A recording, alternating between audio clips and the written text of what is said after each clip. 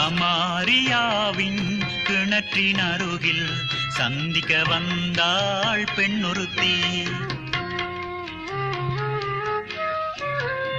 சமாரியாவின் கிணற்றின் அருகில் சந்திக்க வந்தாள் பெண்ணொருத்தி. வாழ்க்கையில் தாகம் கொண்டவள் அவளின் தாகம் தீர்த்தார் இயேசுபிரான்.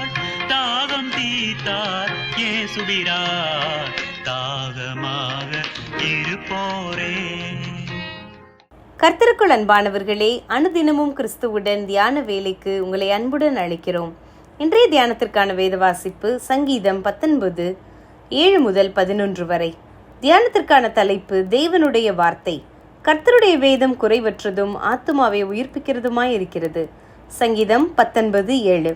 முதல் 5 நாட்களில் படைக்கப்பட்ட சிருஷ்டிப்புகள் யாவும் இன்னும் தேவனுக்கு கீழ்ப்படிந்திருக்கும் போது 6ஆம் நாள் சிருஷ்டி மாத்திரம் ஏன் தேவனுக்கு எதிராக போர் செய்கின்றது என்று ஒருவர் கேள்வி எழுப்பினார். தேவனுடைய அற்புத சிருஷ்டிப்பாகிய இயற்கை தேவனுடைய வல்லமைக்கு சாட்சி பகருகிறது என்பது உண்மையே. அப்போ நாம் தேவனை அறிந்து கொள்ள, அவருடன் உறவு கொள்ள இந்த இயற்கை மாத்திரம் போதுமா? நமது தேவன் ஆரம்பத்தை மாத்திரமல்ல, சகலவற்றினதும் முடிவையும் அறிந்திருக்கிறவர். ஆகவேதான் இந்த இயற்கையை எந்த வார்த்தையால் சிருஷ்டித்தாரோ அந்த வார்த்தையையே நமக்கு தந்துள்ளார். இயற்கையானது கடவுள் இருக்கிறார் என்றும் அவர் சர்வ வல்லவர் என்றும் சாட்சி பகருகிறது என்றால், அவருடைய வார்த்தை இருக்கிறவராய் இருக்கின்ற தேவன் அருளும் ரட்சிப்பு, அவருடனான உறவு, அவருடைய இரக்கம், தயவு, கிருபை எல்லாவற்றிலும் மேலாக அவர் நம்மேல், அதாவது மனுஷர் மேல் வைத்திருக்கும் அன்பு யாவற்றையும் வெளிப்படையாகவே கூறி அறிவிக்கிறது. சாதாரணமாக சட்டங்கள் நம்மை பயமுறுத்துகின்றன. ஆனால் தேவனுடைய நியாயங்கள், கற்பனைகள் நம்மை குற்றப்படுத்துவதற்காக கொடுக்கப்படவில்லை. மாறாக அவை நம்மை புதுப்பிக்கின்றன, நம்மை ஞானியாக்குகின்றன, இருதயத்திற்கு சந்தோஷத்தை தருகின்றன, கண்களுக்கு வெளிச்சத்தை தருகின்றன, நம்மை எச்சரிக்கின்றன, நமது பிழைகளை உணர்த்துகின்றன. இந்த வார்த்தைக்கு முன்னே தன்னை நிறுத்தி பார்க்கிற எவனும் தன் பிழையை தானே உணர்வான். சத்தியம் அவனை விடுவிக்கும். இந்த ஜீவனுள்ள வார்த்தைக்கு இன்றைக்கு நாம் எவ்வளவு முக்கியத்துவம் கொடுக்கிறோம்?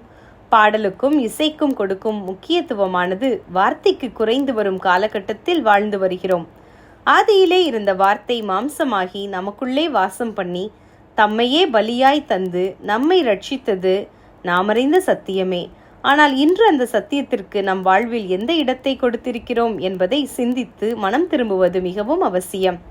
தேவ பிள்ளையே, தேவனுடைய வார்த்தை கால்களுக்கு தீபமும் பாதைக்கு வெளிச்சமுமாய் இருக்கிறதே தவிர நமது கைகளுக்கும் கால்களுக்கும் அவை விலங்குகள் அல்ல. ஆகவே உலகம் நமது கால்களுக்கு விலங்கிடும் முன்னதாக வார்த்தை தரும் விடுதலையை பெற்றுக்கொள்வோமாக. விழுகிறவனை உம்முடைய வார்த்தைகளால் நிற்க பண்ணி தள்ளாடுகிற முழங்கால்களை பலப்படுத்தினீர். யோபு 4:4.